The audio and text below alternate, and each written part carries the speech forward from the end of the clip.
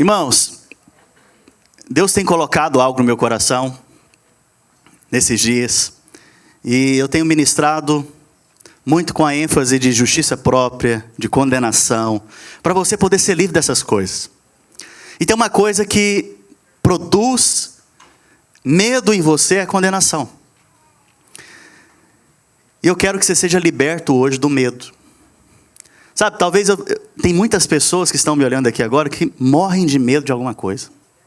Não é só aquele medo de barata não que eu estou dizendo. Eu tenho um amigo que tem medo de lagartixa. Ele não pode ver lagartixa porque ele está pulando. É medo. Não estou falando desse tipo de medo não. Eu estou falando de pessoas que vivem debaixo de condenação, culpa e com medo. Medo que vai acontecer coisas ruins na sua vida. Sabe, o medo é algo que aprisiona e destrói. Medo é algo que te aprisiona e te destrói. Sabe, o medo, ele tem uma característica interessante, ele te paralisa. Você não consegue sair do lugar que você está. O medo, ele faz você ficar paralisado. Sabe, esse medo, ele te faz sentir inadequado.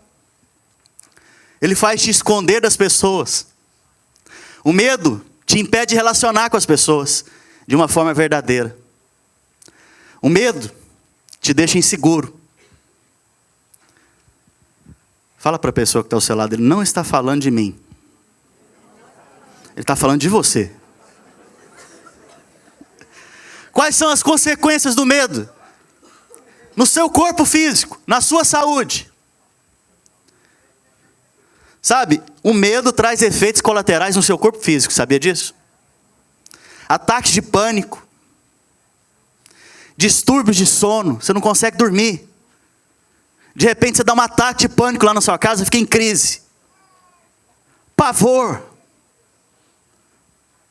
Sabe, o medo ele produz essas coisas, mas por que você tem medo?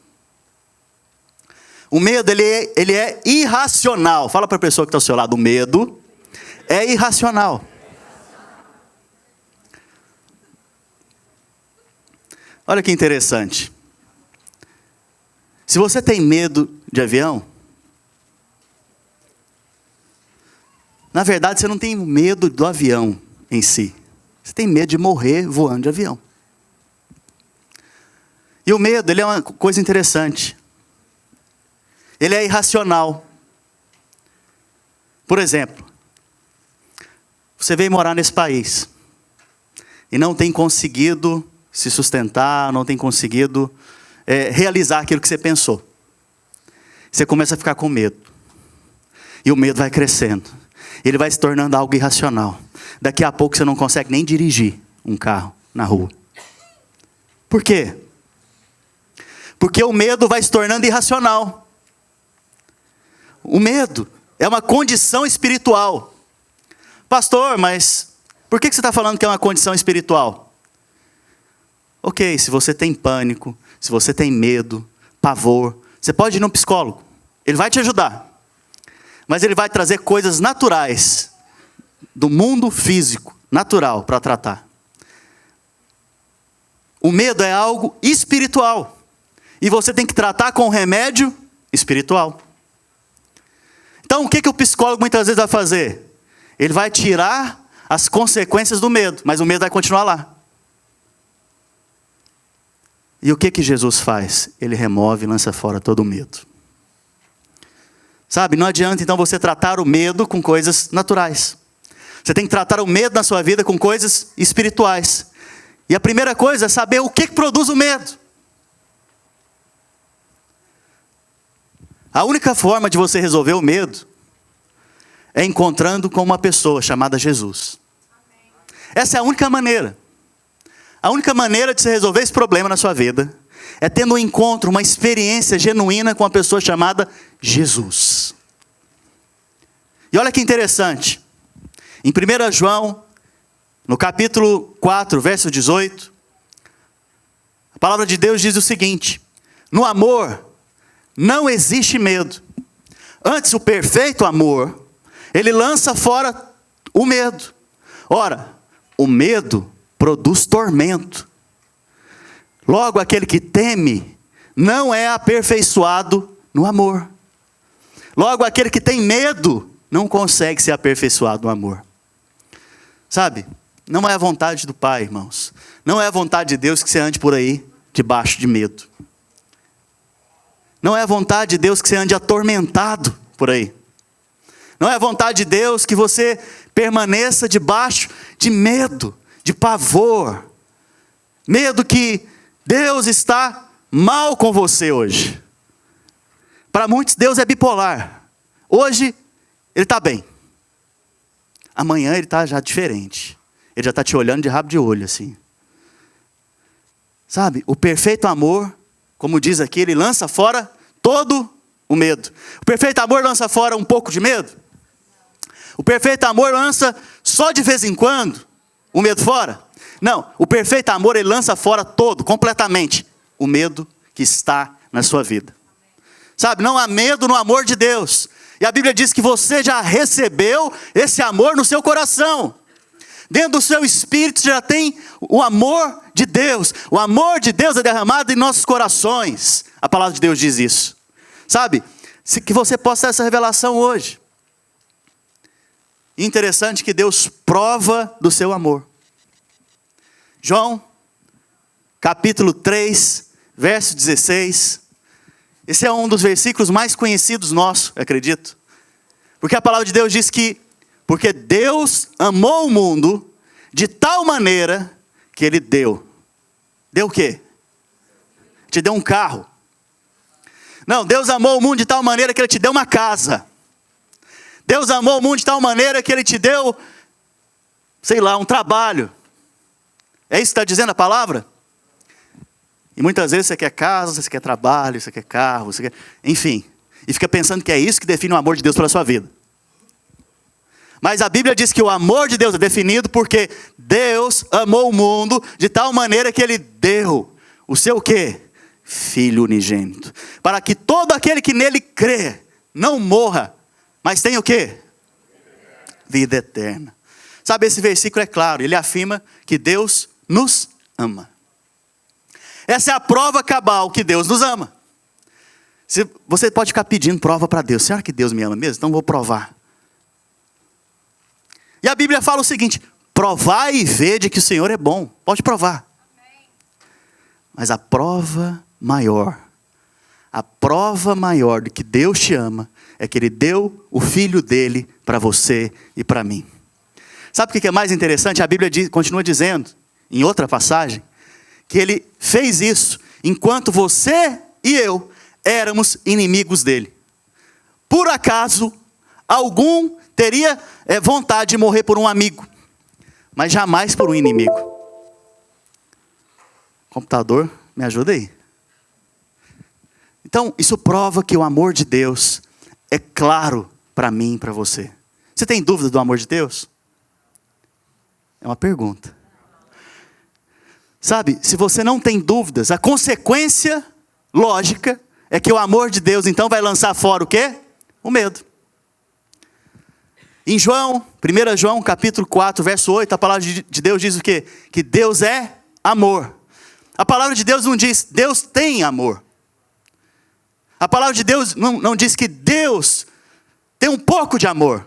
A palavra de Deus diz que Deus é uma pessoa. O amor é uma pessoa. Deus é amor. E quando Ele é derramado nos nossos corações, o medo é lançado fora. Sabe, eu não quero, irmãos, que vocês vivam debaixo do medo. Se você vive debaixo do medo, a consequência no seu corpo físico são doenças e enfermidades. A outra consequência é que todas as vezes você vai ficar com culpa e condenação. E jamais vai poder se relacionar com Deus. Sabe, Deus, a Bíblia diz que Ele é lento em irar-se, gracioso, paciente, cheio de perdão e bondade. Esse é o nosso Deus, amém? Glória a Deus por isso. Mas se você entender que a natureza de Deus é diferente do que muitas vezes você imagina, o verdadeiro amor vai lançar fora todo medo. Sabe qual que é o problema? É que você pensa que Deus é aquele Deus carrasco, irado, olhando para você, esperando você cair para lançar um raio na sua cabeça. Mas a Bíblia não diz isso. A Bíblia acabou de falar que Ele é amor. E esse amor lança fora todo medo. E esse amor, por causa de Cristo, que foi entregue por mim e por você, agora produz paz no seu coração. Agora que Ele produz paz no seu coração, você tem liberdade para relacionar com Deus. Sabe, você quer entender melhor a natureza de Deus? Jesus disse certa vez, você quer conhecer o Pai? Eu tenho estado com você todos os dias. E como que você me pede para conhecer o Pai? Em outras palavras, você quer conhecer a Deus? Olha para mim, eu sou Deus. E é interessante que Jesus, Ele é considerado amigo de pecadores. Ele era amigo então daqueles que falhavam. Se você for ler os evangelhos, você vai ver que Jesus não ficou furioso com a prostituta. Você viu Jesus furioso com a prostituta? Ele ficou furioso com o coletor de impostos. Ele ficou furioso, talvez, com a mulher junto do poço, que ele estava conversando e já teve 5 maridos. Divorciou 5 vezes. Foi isso que ele fez? Ele ficou furioso. Não é possível, mulher. Que absurdo, você divorciou 5 vezes e agora você está amaziada. Foi isso que ele fez? Ou aquela mulher que foi repreendida porque ela estava adulterando. Ele ficou furioso com ela, ele pegou a pedra para atacar nela. Foi isso que aconteceu? Você está vendo que as atitudes dele não estão produzindo medo? As atitudes dele estão tentando aproximar o pecador, amigo dele, para ele. Ele não ama o pecado e ele não é pecador. Pelo contrário, ele detesta o pecado, mas ama o pecador. Interessante que as atitudes de Cristo é para lançar fora o medo e atrair as pessoas para o amor dele. E por que muitas vezes você está aí na posição do medo? Corre para Ele.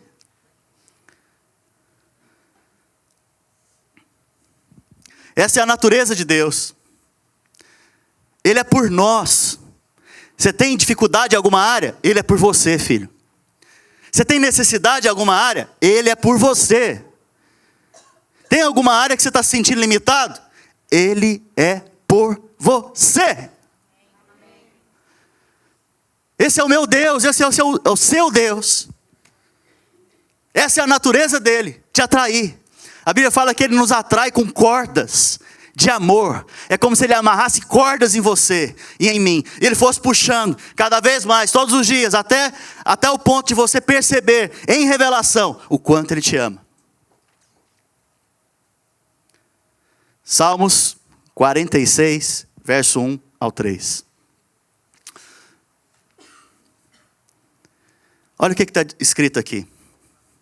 Deus é o nosso refúgio e fortaleza, socorro bem presente nas tribulações. Portanto, não teremos medo, ainda que a terra se transtorne e os montes se abalem no seio dos mares. Próximo. Ainda que as águas tumultuem e espumejem, e na sua fúria os montes se estremeçam. O que está falando o Salmo? Não teremos medo. Sabe, a questão é aonde você está. A pergunta é aonde você está hoje. Qual é a posição que você está hoje? Qual é o lugar que você está hoje? Porque se você está em Cristo, Ele é o seu refúgio e Ele é a sua fortaleza. Por isso você não vai ter medo. Mas se você está fora de Cristo, a consequência é medo. Sabe, esse é um diagnóstico claro.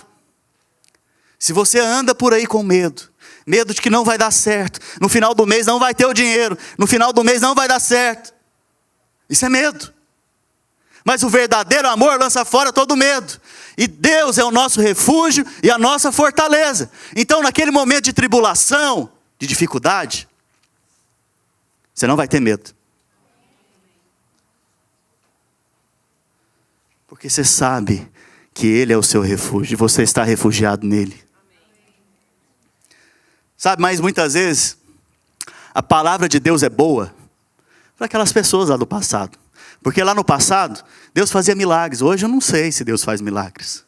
Lá na época de Atos, da igreja primitiva, Deus fazia milagres, sinais e prodígios. Mas hoje não. Hoje eu acho que não. Na minha vida, não sei.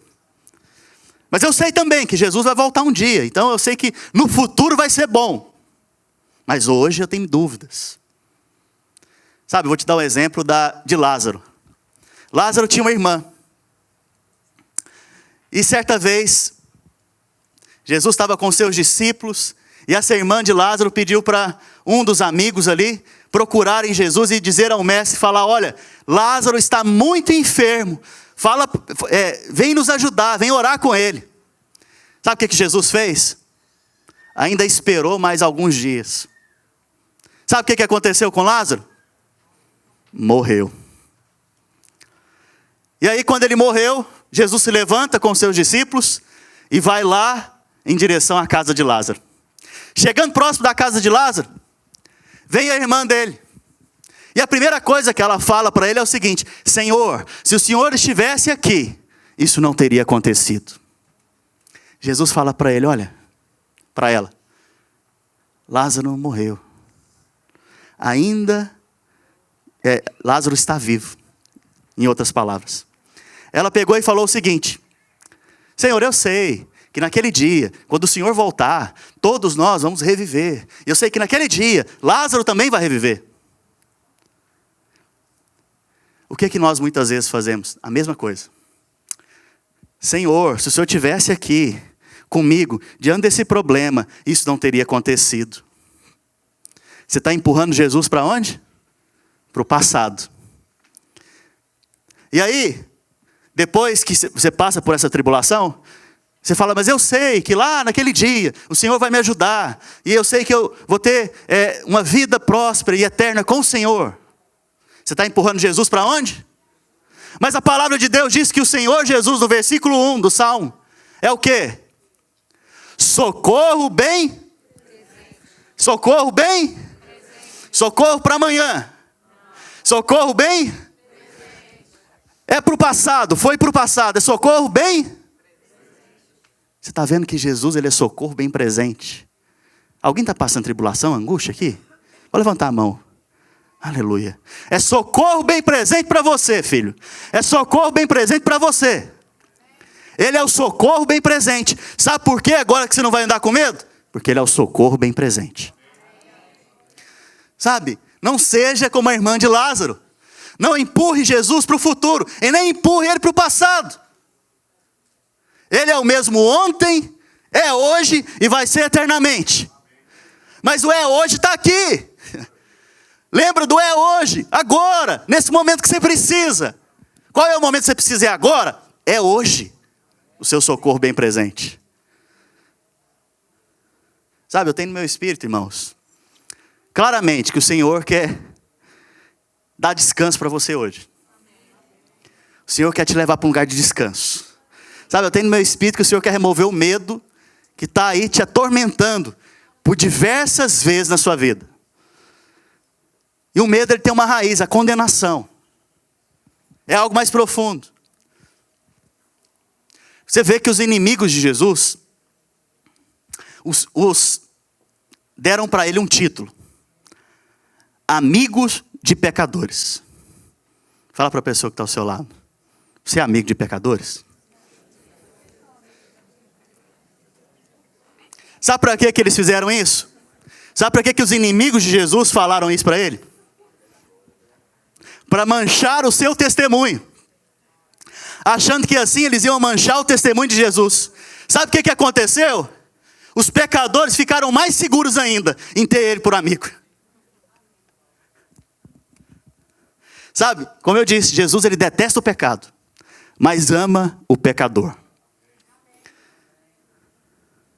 Jesus ele era tão conhecido como amigo de pecadores, que os próprios pecadores, aliás, ele mesmo se convidava para almoçar ou para comer na casa dos pecadores. Sabe por quê? Porque o Senhor se compadecia deles. O Senhor se compadecia desses pecadores. Sabe que forma eles se encontravam? Em desespero. A maioria deles estavam em desespero. Debaixo de julgamento e condenação. Debaixo de medo. Sabe, se você está aqui hoje debaixo de medo, de julgamento e condenação, eu estou te apresentando aqui hoje um amigo. Ele é o seu amigo. Sabe, Jesus, quando ele encontrava as pessoas, sempre as pessoas recebiam paz, alegria e liberdade.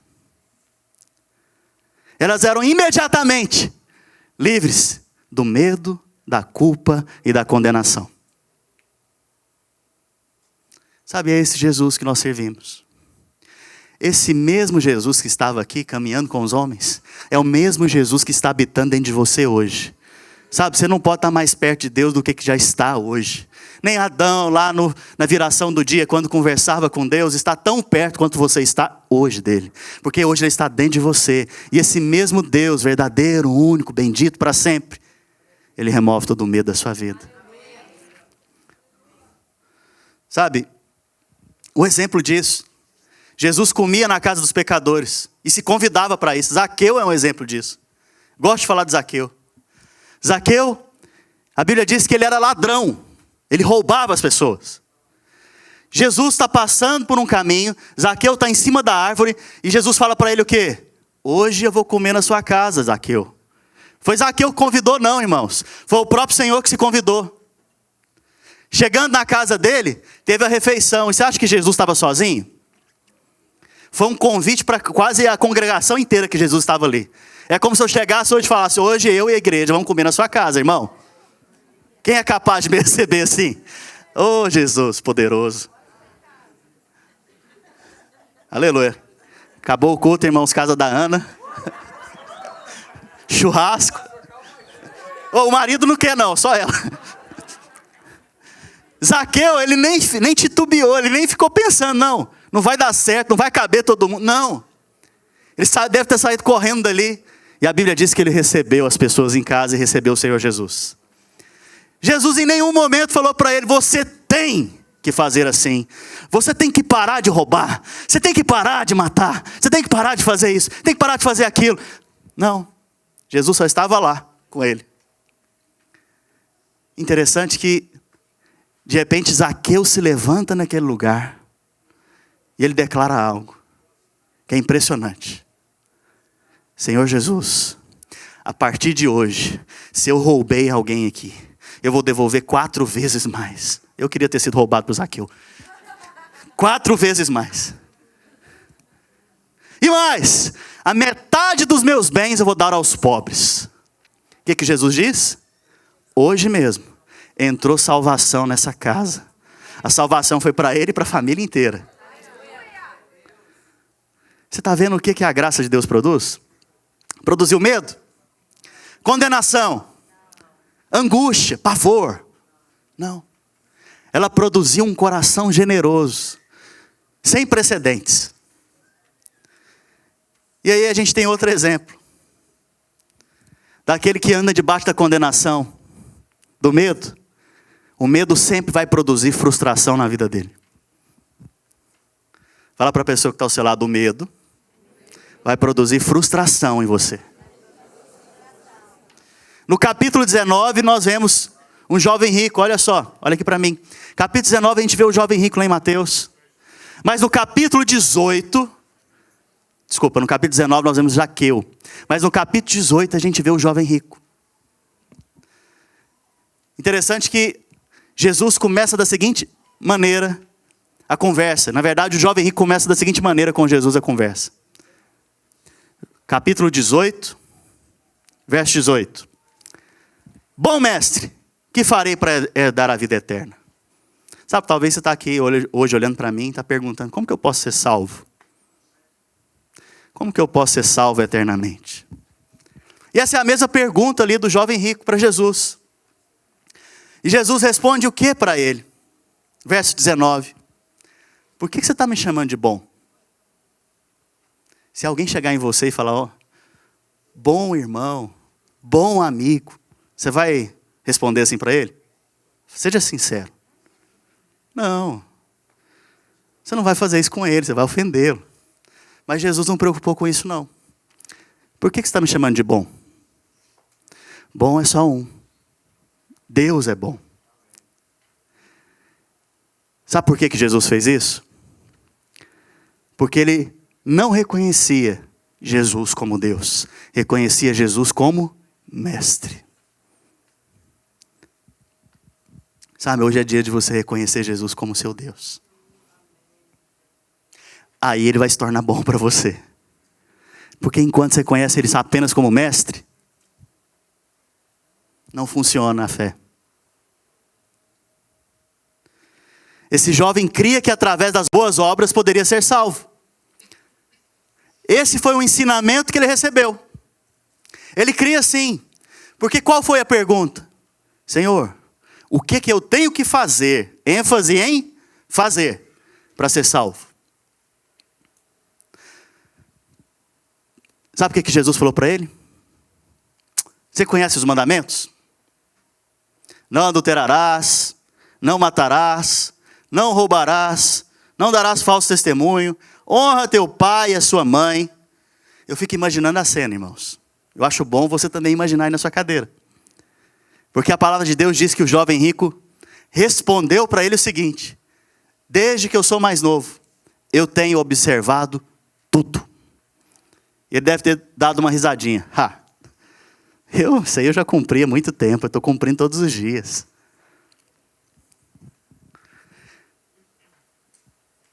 Mas Jesus, todas as vezes que você chega para ser elogiado, ou se elogiando diante dele, ele vai colocar diante de você um negócio chamado lei. Porque na presença de Deus ninguém pode se gloriar.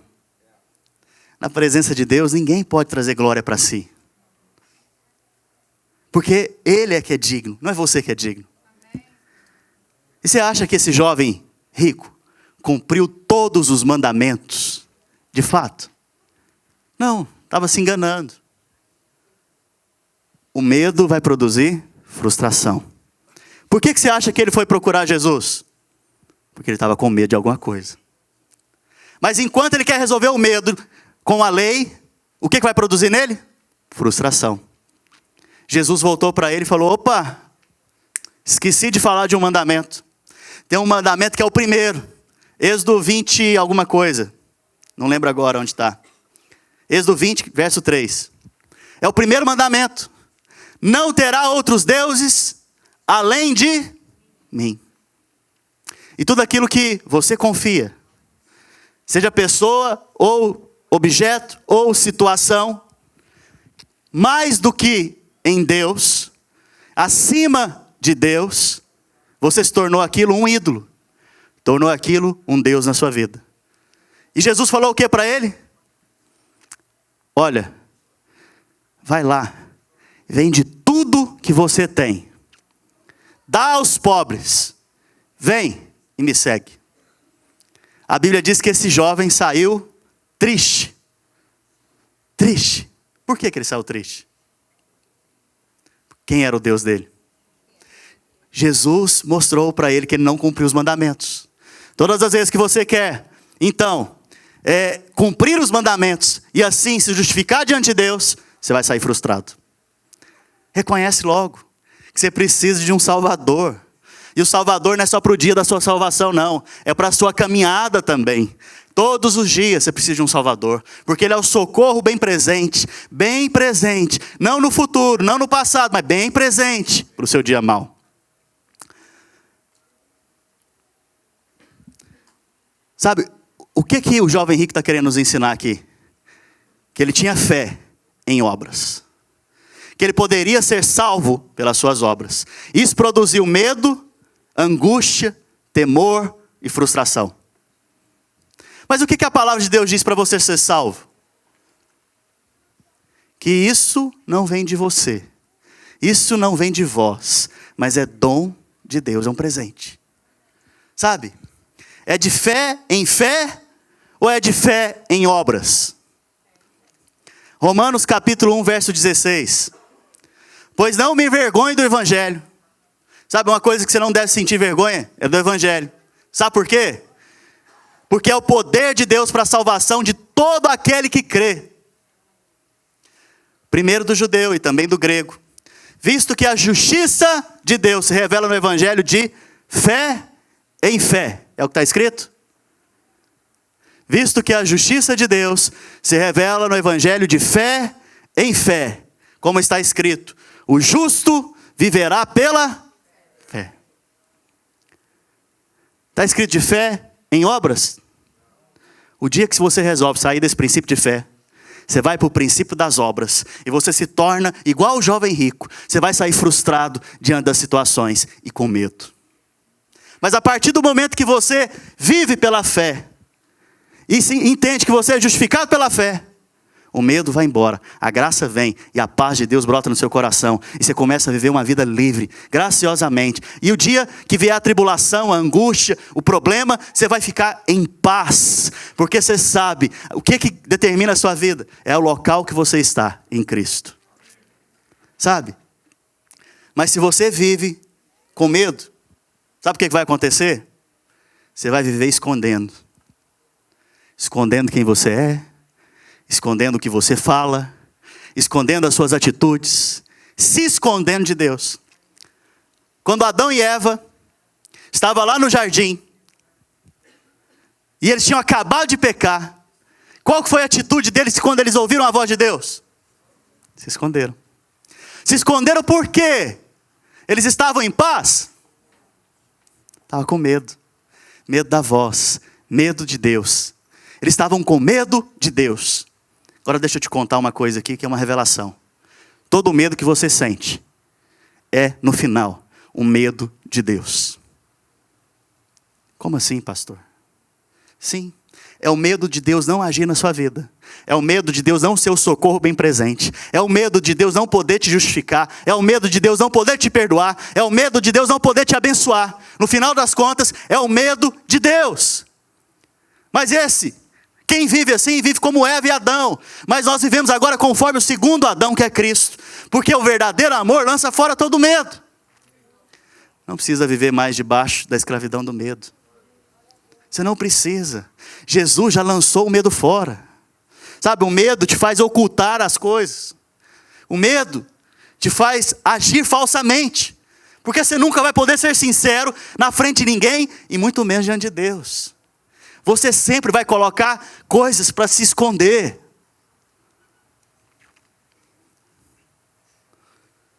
E todas as vezes que você tenta se livrar do medo pela lei, você ficará frustrado. Fala para a pessoa que está ao seu lado. Não fique frustrado. Porque Jesus está aqui hoje para te livrar desse medo.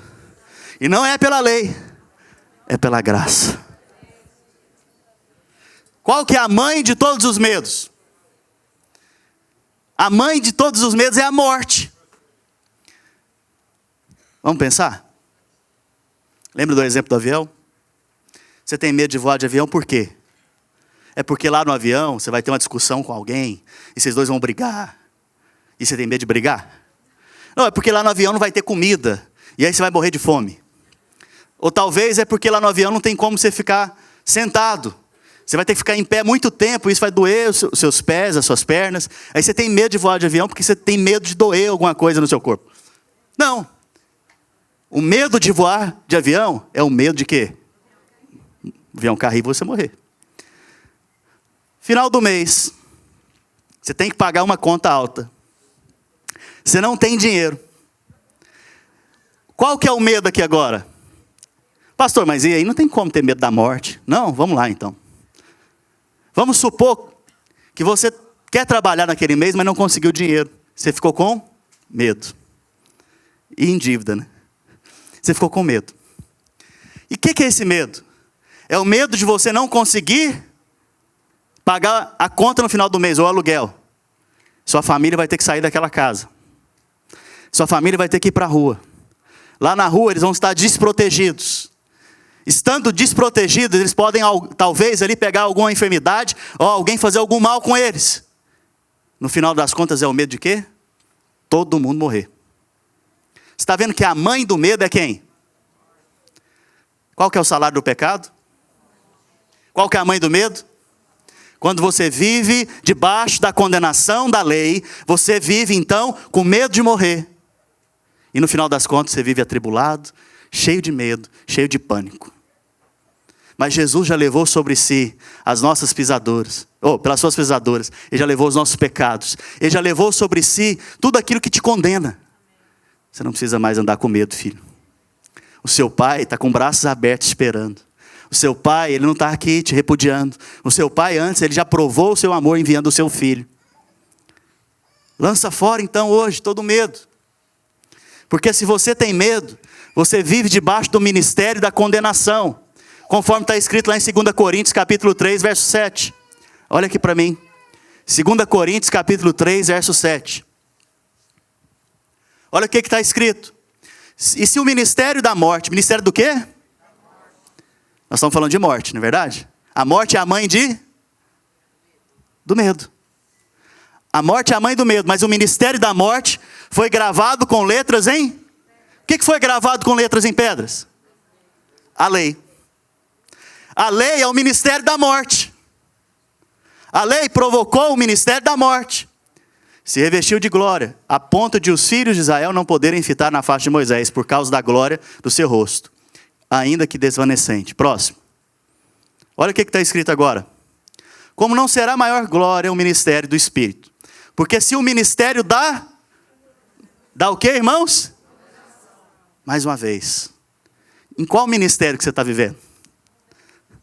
É o da morte, da condenação, ou é da vida e do Espírito? Porque o ministério da vida e do Espírito vai produzir paz no seu coração, paz sem entendimento. Mas o ministério da morte e da condenação vai produzir sempre pavor e medo. É o medo de não dar certo, é o medo das coisas não darem certo. É o medo, no final das contas, de quê? De morrer.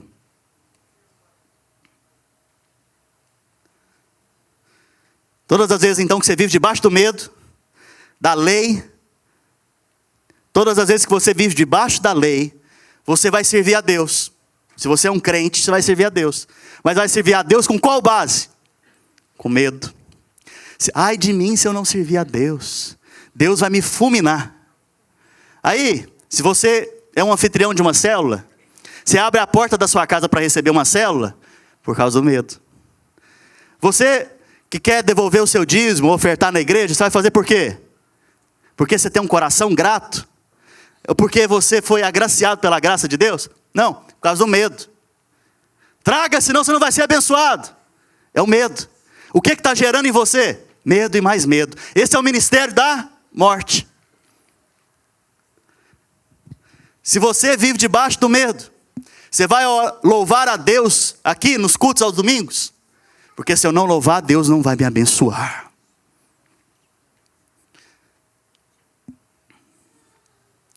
Sabe, o medo tem uma força. Ele tem uma força de te fazer coisas. Mas não é a força que Deus quer que você use para servi-lo.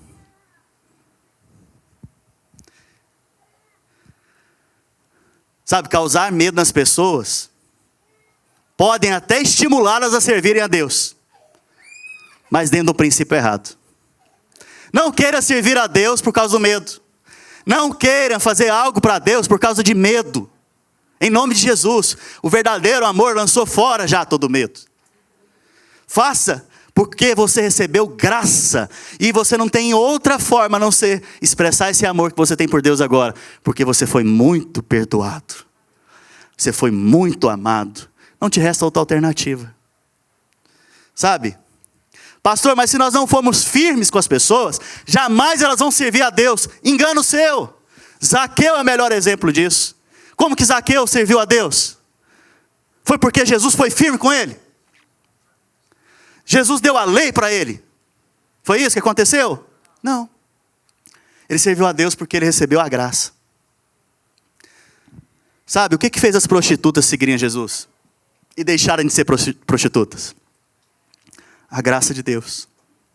Pastor, mas como que nós vamos fazer as pessoas ficarem santas agora? Deixa eu te contar uma coisa que talvez você não saiba. Igreja não é lugar para você educar pecador. Igreja é lugar de pessoas que nasceram de novo se reunirem. Vou falar de novo. Aqueles que são pecadores, da natureza do pecado, eles vão produzir o fruto do pecado. É natural deles. E eu posso falar, você está perdoado, vai resolver o fruto, mas a natureza não. O Senhor Jesus, Ele quer resolver sua natureza. Ele quer mudar a natureza. E naturalmente, depois que Ele trocar a sua natureza, os frutos vão vir. E são frutos de justiça. Sabe, eu não estou aqui todo domingo, irmão, te educando a ser um bom crente. Deus me livre disso.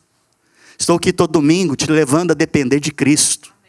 Te levando a depender exclusivamente dEle. Não da sua justiça própria, mas da justiça que é dEle. Que vem dEle. Porque eu não estou aqui para te educar a ter um bom comportamento.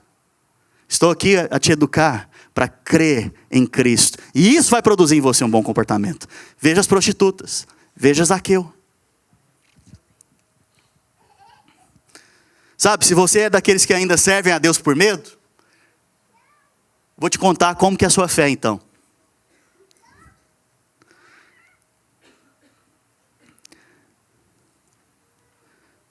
Tiago capítulo 2, verso 19. Abre a sua Bíblia.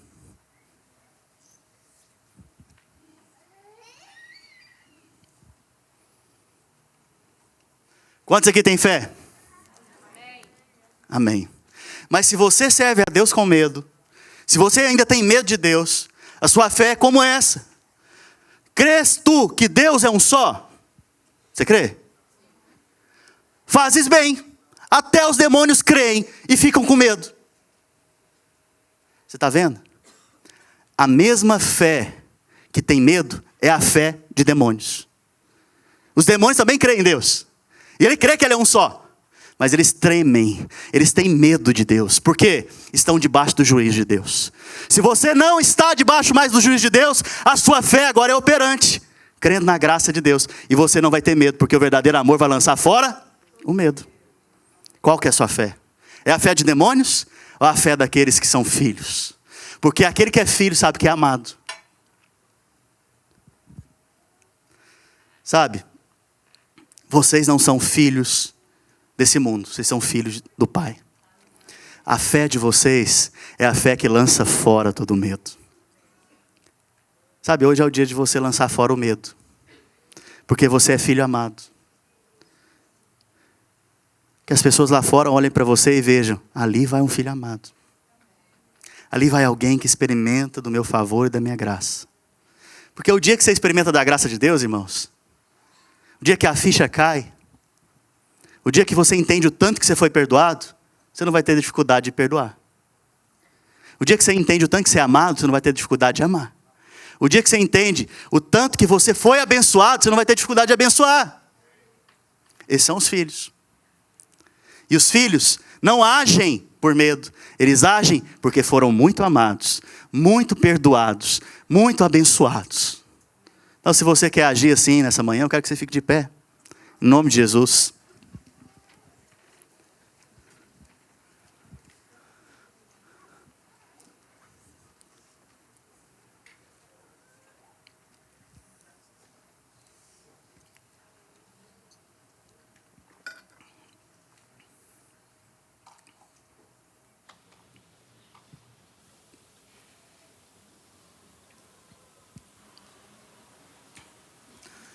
Sabe, o dia que você descobre que você não merecia nada, mas mesmo assim o Pai te salvou. O dia que você descobre que o que você merecia de fato era a condenação eterna. E mesmo assim o perdão de Deus veio e te abraçou. O dia que você descobre que o que era para você e para mim era aquela cruz. E Jesus foi lá e tomou o meu lugar e o seu lugar. O dia que você tem revelação dessas coisas, você não anda mais debaixo do medo. Porque você acabou de receber o amor do Pai. Sabe, certa vez Jesus ia ser batizado. Olha aqui para mim, é só uma criança chorando. Certa vez Jesus ia ser batizado. E a Bíblia diz que os céus se abriram. E algo aconteceu. A palavra de Deus diz o seguinte, que o Pai falou: este é o meu filho amado, no qual eu tenho todo o meu prazer. O local onde Deus falou isso foi no lugar mais baixo de Israel, na geografia de Israel. Outra vez, Jesus está em cima de um monte, e é um dos montes mais altos de Israel.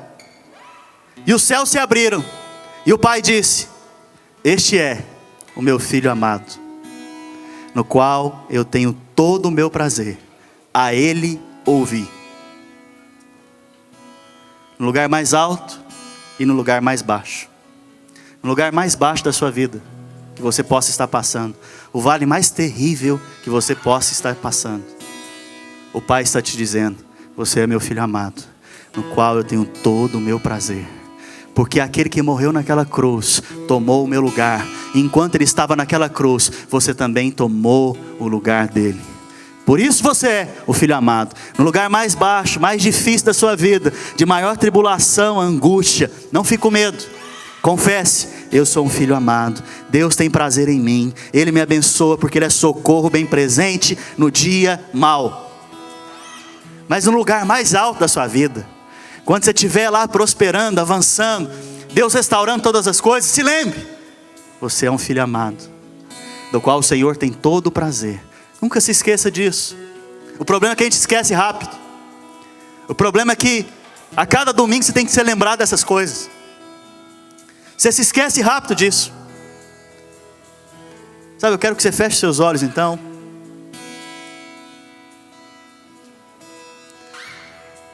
E declara isso nessa manhã: eu sou filho amado de Deus. Fala isso para Ele: Senhor, eu sou teu filho amado. Eu sou o alvo do teu amor. Fala isso para Ele. Abra os seus lábios agora.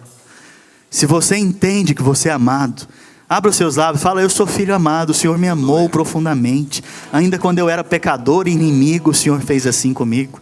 Ainda mais agora, serei muito mais abençoado que sou filho. Antes eu era teu inimigo, mas agora fui feito filho. Antes eu era inimigo de Deus, hoje eu sou filho de Deus. Antes eu era inimigo e pecador, condenado à morte, hoje eu sou filho amado do Senhor. Hoje eu sou filho amado. E quanto mais agora, se no momento de inimizade, enquanto eu era inimigo, o Senhor me abençoou. Quanto mais agora como filho. Quanto mais agora como filho.